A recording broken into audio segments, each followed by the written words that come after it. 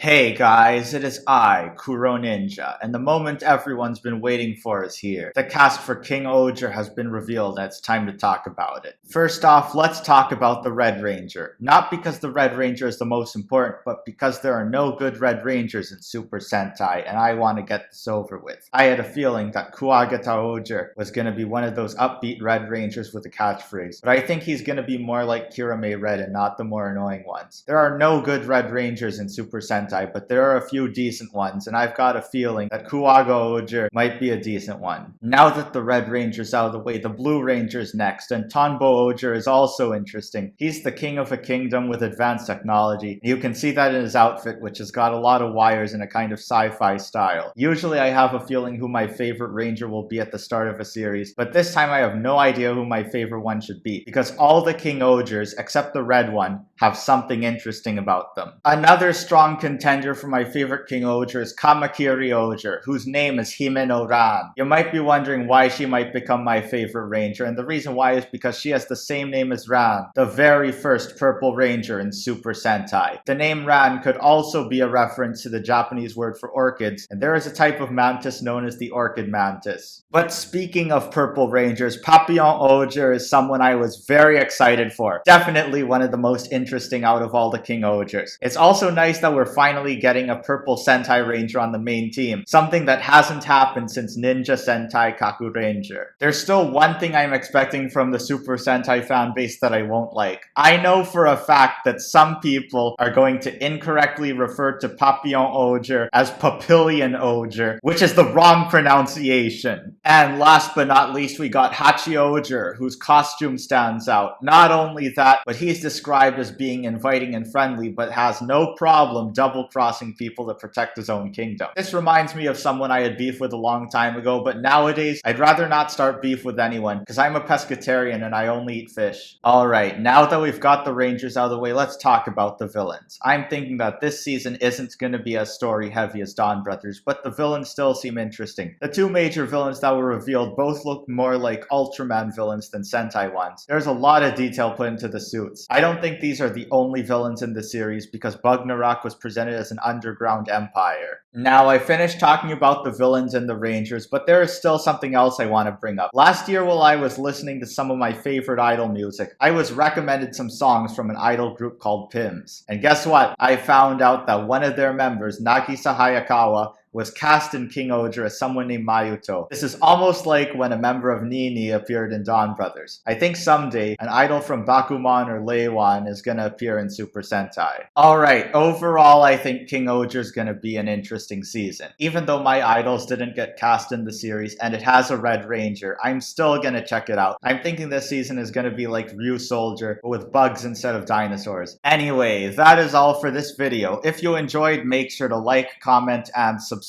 And remember, I have nothing to do with Kuroninja.